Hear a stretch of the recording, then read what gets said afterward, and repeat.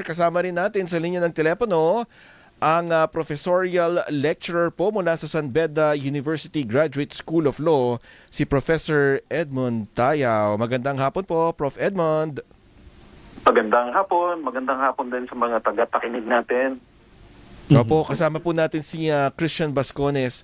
Prof. Edmond, tanungin lang po namin. Ito pong, medyo nagulat ako dun sa pagkakadeklara nga na insufficient inform yung unang impeachment complaint dahil dun sa one-year bar rule. Pero matatandaan nga rin natin, itong ikalawang impeachment complaint ay inihain din noong parehong araw din. Sa tingin nyo, yun kaya yung dahilan kung bakit ini-atras yung ikalawang impeachment complaint? Well, bago inatras yung pangalawang impeachment complaint, may mga nadinig tayong mga pronouncements from different groups, no? Nauna na dyan yung pronouncement ng NUP na hindi nila susuportahan ng impeachment. At tila nagdalawang isip din yung ibang nag-file itong second impeachment complaint. At saka siguro let me just clarify some impressions. Hindi lang kasi yung days o yung number of days kung kailan dapat aksyonan ng Kamara ang isang impeachment. At kung kaya nagkaroon ng desisyon to dismiss. Kasi pagka tinignan natin yung desisyon ng Korte Suprema, medyo substantive kasi yung desisyon na yon. It's not just the timing, but also the requirement for the weighing of evidence to be considered right away. So siguro isa din yon sa mga naging consideration, kasi hindi na po pwedeng in other words, the House of Representatives can no longer just decide on the basis of numbers. Kaya sabihin man natin na may kinalaman ito sa pagtakbo o pagdeklara ng pangalawang Pangulo na siya ay tatakbo sa 2028, I don't think that has much weight when it comes to the decision of many of the members of Congress. Kasi aware din ang Kongreso na nakatutok ang publiko sa magiging decision nila. So, in other words, mas mainam sigurong tingnan muna natin yung ibang mga pronouncements ng mga miyembro ng House of Representatives before we can really make sense of what led them to arrive at that decision. But meanwhile, I'm inclined to think that it has more to do with the allegations that are being made against the Vice President. Okay, dito naman tayo sa political context, Sa tingin niyo po itong mga isinasagawang impeachment o inihaing impeachment complaints first against the President, ngayon naman sa Vice Presidente, ano po sigurong epekto nito, masamang epekto? Yun talagang tinitignan natin yung magiging bad effect sa mga matataas na opisyal ng ating bansa. What do you mean? Effect saan? Sa kanila, sa tiwala ng tao dito sa ating pamahalaan, lalo na po yung mga pinuno nating nasa taas po. Alam mo, yung tiwala, matagal lang may problema dyan. In fact, if there's any reason why our government has not been that effective, it's not just because it's not just because the government has been ineffective, but more because the government has been ineffective mainly because the people have lost a significant faith in government, including the Supreme Court. In fact, the decisions of the Supreme Court recently has been significantly questioned, especially by the legal giants. It's the first time in our history, that our legal giants have raised significant questions, rather legitimate questions when it comes to the decision of the Supreme Court. I mentioned that kasi for the longest time, everyone saw the Supreme Court as the quote-unquote the last bastion of democracy na. In other words, hindi sila kasali sa partisanship, sa kaaway politika. Tama. Pero nitong mga huling decision nito, nasama na siya. So what I'm trying to say is, if before, the issue of lack of political capital is only applicable to the political branches, no, which is the executive and the legislature, and ngayon pati Supreme Court na. So, in other words, kaya nga sinasabi ko kanina, hindi na po pwedeng magdesisyon lang ang Kamara, ang House of Representatives on the basis of numbers, kasi aware din sila na lalo na as a result of the flood control issue, talagang na-erode further. Wala na ngang, kumbaga napakahina na nga ng tiwala ng taong bayan sa kanila, lalo pang na-erode as a result of the flood control issue. So, lahat halos ng nasa gobyerno ngayon, siguro, dapat intindihin nila. And I'm inclined to think, no, hindi naman siguro ganun ka-insensitive yung mga opisyal natin para i-ignore nila na kailangan nilang i-restore yung public confidence. Now, having said that, meron pa bang magiging epekto yung impeachment? Ma-erode pa ba further? Actually, kaya nga nagfa-file ng impeachment at ang iba't ibang magkakaaway at tawag dito, nagbabangga ang grupo, precisely ang objective nila is to further erode the public support of the people to particular personalities. So definitely merong negative effect yan. Now, if the question has to do with the economy, pagka umakyat ang impeachment sa Senado at kumbaga na-slow down yung proseso ng gobyerno, lalo na sa pagpapasa at ang tawag dito, scrutinizing, no? Pending policy proposals, lalong magkakaroon ng epekto ito, lalong-lalo na sa ekonomiya. But as it is right now, kung ang pinag-uusapan natin ay tiwala ng publiko, matagal ng istorya na talagang napakahina na ng pagtingin ng taong bayan sa gobyerno. In fact, that is also the reason why people have become less and less concerned, actually not concerned, but engaged, no? That's a better term. Less and less engaged. Nakailang beses na ng pagtatawag ng ang tawag dito ng EDSA, ng pag-aaklas sa kalye, no? Para mapatalsik ang pangulo. Pero pansinin niyo mabuti, sino ba ang inaasahang papalit? Siyempre ang pangalawang pangulo. Dalawang bagay lang 'yan, no? Kung talagang kumbinsido ang tao na ang Pangulong Marcos ang punot dulo ng mga isyong to, matagal na sigurong dumami ang tao sa EDSA. Ang pangalawang tanong dyan, kung pagtalagay na natin na napaka laki ng papel na kumbaga involved talaga ang Pangulo sa mga isyu na ito, ang tanong dito, katanggap-tanggap ba sa publiko na ang pangalawang Pangulo ang papalit? O siguro, pwede din nating isipin, nakikita ba ng tao na ang pangalawang Pangulo hindi kasali sa mga issue na ito? Ang lumalabas tila halos lahat sila involved at pare-pareho silang nagtatakipan ng kanilang involvement. So hindi ngayon alam ng tao kung kanino papanig. Hence, kaya nasa stalemate tayo so to speak. No? At yun din ang rason kung bakit ang pangalawang Pangulo sa tingin ko ang tawag dito, nag-announce na napakaaga na announcement, ano?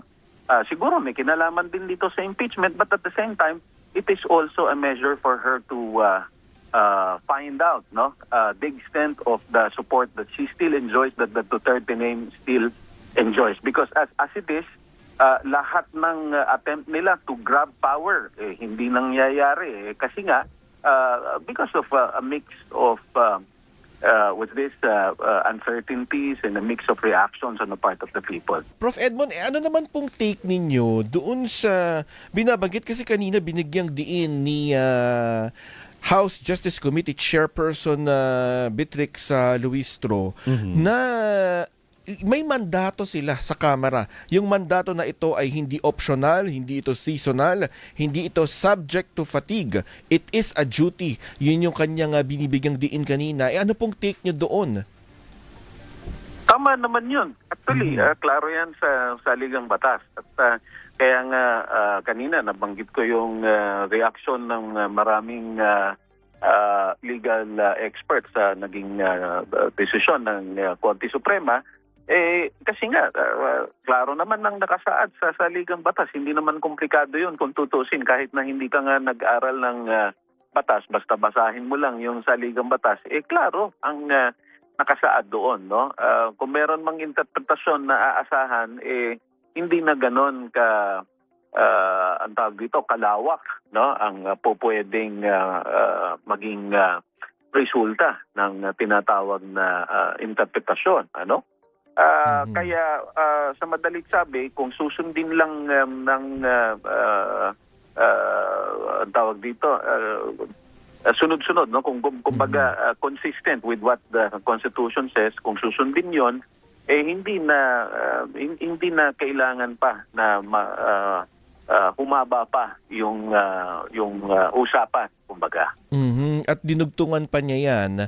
Ang sabi ni Congresswoman Luistro ay, impeachment is a constitutional process, not a social media contest. Hindi hashtag ang magpapasya dito, hindi meme ang maghahatol. Kasi nga naman, parang dinala na lang sa social media yung pagtalakay dito sa impeachment.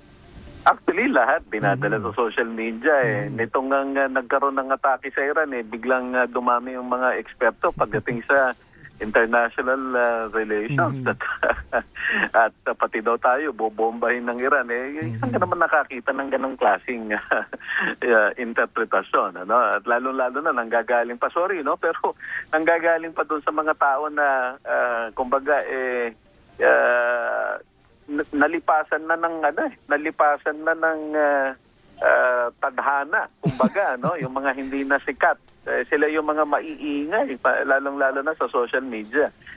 Merong kasing pros and cons. Ang social media kasi is a tool, no? It allows practically anyone and everyone to express whatever they have in mind, no? But it doesn't necessarily mean na kung sino yung mas maingay, sila yung totoo ang sinasabi.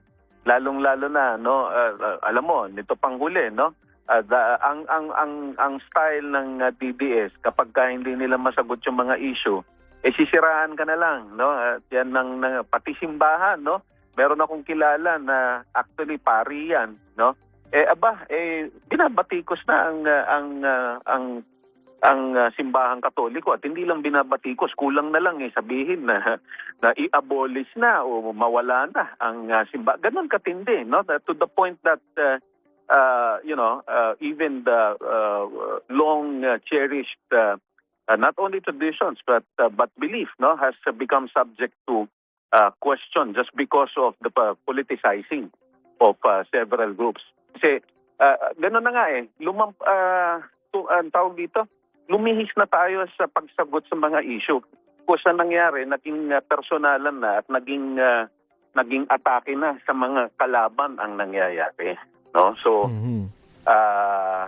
may katotohanan yon. Ang kailangan gawin ng mga official, public institutions that we have, is precisely to weigh objectively, no, on the issues, no, and was this clearly explain to the public how and why they arrived at such decisions, not just because they were persuaded by the noise that they see in the social media. Kasi alam mo, there's no way really to measure whether the noise in social media translates to actual popular support, no, of the public, no. Yun ang kailangan nating intindihin. Alam mo, hindi naman bago yung social media. It's been there for what? Let's say 5-10 years. No, and we've seen that not everyone that has been popular in social media actually emerged as favored by the public, especially during elections. So, yun ang kailangan nating tingnan mabuti. Kasi hindi na natin nilalaliman yung pag-intindi sa mga issue. Kung hindi, pinapakinggan lang natin yung mga maiingay, at lalong-lalo na kapag napaniwala na tayo, no, na hindi ko alam kung karismang matatawag yan o talagang ang tawag dito, nalaso na ang iyong isipan, gano'n na lang, no? Blindly we follow what they say and what we are made to believe to be true. All right. Professor Edmond, nabanggit nyo naman po no, na parang nalilihis na po yung publiko sa ano yung isyong pinag-uusapan talaga, no? Nandiyan na po yung na-impeach na last year. Kaya po nang tanong ko kanina, na-impeach na last year itong si VP Sara. Parang Netflix series nga po, pangalawang part. Ano bang aabangan natin sa tingin nyo po, Professor Edmond? Sa second season. Season. Di ba? Kung hindi, kumbaga, pag sa isang palabas pa, hindi namatay, iba yung bida sa movie. Ngayon, dito naman po tayo sa impeachment ni VP Sara. Kung hindi natuloy yung impeachment, hindi siya na, kumbaga, na-impeach siya sa Kongreso, pero kumbaga, walang decision yung Senate and dahil na rin po sa one-year bar rule, ngayon naman po ang bagong impeachment. How do you see this, Professor Edmond, tatakbo itong proseso? Alam mo, kung meron lang akong bolang kristal, I can easily answer you. Kaso, we're only basing our sense of the issues, no, according to what's available and possible basis of decisions. That's why I've been emphasizing ano man ang magiging desisyon, hindi na po pwedeng numero lang ang magiging basehan. At sa tingin ko, yun din ang rason kung bakit ang chairman mismo ng Committee on Justice ay ine-emphasize niya na ito ay isang constitutional duty. Na sa madalit sabi, merong inihain sa harap nila, kailangan nilang himayin kung ano ang bigat nito at ano ang tawag dito, desisyon na kailangan nilang gawin, no, mahirap man yung desisyon o madali. Ngayon, hindi natin maiiwasan na meron at merong political angle dyan. Kasi talagang pinopolitical. In the first place, that's very political, no, an issue. In the first place, impeachment is mainly a political instrument, except that, again, no, if I may harp back on what the Supreme Court has decided, ang gusto nilang mangyari, it's seen more as a legal process than political, which is a double-edged sword. No? May positive yon in the sense that this time around, as I was emphasizing, hindi na pwedeng numero lang at hindi na pwedeng kampihan lang ang maging desisyon, ang maging basehan ng desisyon. Kailangan himayin na nila yung issue. In fact, yun ang epekto ng desisyon ng Supreme Court, no? Bago pa umakyat sa Senado yung impeachment, kailangan na nilang tingnan yung mga ebidensya na ang tawag dito nakasama doon sa reklamo. At on that particular basis, on that particular issue, makapag-desisyon sila. Hindi porke mas maraming kaalyado ang Pangulo, i-go na natin itong impeachment. In fact, pag tinignan mo yung naging desisyon doon sa impeachment ng Pangulo, yun din ang nangyari. Tinignan din muna nila yung ebidensya. Now, kung ang House of Representatives talagang ang tinitingnan lang, tinitingnan nila siguro mananalo sigurado si BP Inday kasi sa ngayon wala pang kalaban at ang lumalabas siya ang nangunguna. So kung ikaw ay hindi nag-iisip na politiko at inaasahan mo ayokong maging kalaban ang mga susunod na pangulo, kakampihan mo ito ngayon, no? Ngayon, ang tanong, magiging katanggap-tanggap ba sa mga tao? Kasi hindi mo nga alam kung sa 10 Pilipino, sigurado kang mahigit sa 5 o 6 dyan, talagang naniniwala na ang dapat na iboto, ang dapat na pumalit, ang pangalawang Pangulo. At kaya nga kanina, sinasabi ko, kung talagang ganon ang senaryo na lumalabas, patagal na siguro dumami ang Pilipino sa EDSA. At matagal lang na-depose ang Pangulong Marcos. So sa madaling sabi, kung napansin nyo, napaka-komplikado no? Hindi pwedeng simplistic yung basihan ng decision mo. So ganun din siguro dapat ang iniisip ng House of Representatives, no? Na rason o paraan para sila ay makapagdesisyon. How this is going to pan out eventually, kung ano exactly yung magiging decision nila, I cannot second guess. Kasi nga, yun na nga, no? Kailangan nilang tingnan mabuti yung impeachment na nakahain ngayon sa kanila. Kaya dalawa lang yan, Prof. Edmond kailangan ay merong merito para masilip yung mga dapat silipin at konsyensya para gampanan yung kanilang mandato na sinisiguro ng saligang batas. Exactly. Yan ang lumalabas na pwede lang maging basehan nila. Alam mo, in the first place, siguro dapat isipin na lang ng mga miyembro ng Kamara na kung tutusin, bakit ba kinailangan magkaroon ng impeachment? Kasi nakailang beses nang tinatawag ang pangalawang Pangulo. Nagsimula ito sa budget hearing for 2025 budget, kung hindi ako nagkakamali. No? At tinatanong siya doon sa pagkakagastos niya ng budget niya. Okay. Anong ginawa ng pangalawang Pangulo? Sinagot ba niya yung mga tanong sa kanya? Hindi ba't pumunta siya na naka-headphone pa? Na kumbaga parang sinasabi niya wala siyang respeto sa House of Representatives. Pinalabas pa niya na bakit niya kakausapin itong mga tao na ito, puro mga kriminal ito. Alam mo, yung ganong thinking na lang, medyo alanganin na Because in the first place, okay, let's assume for the sake of argument na mga kriminal itong mga membro ng House of Representatives. Ang tanong,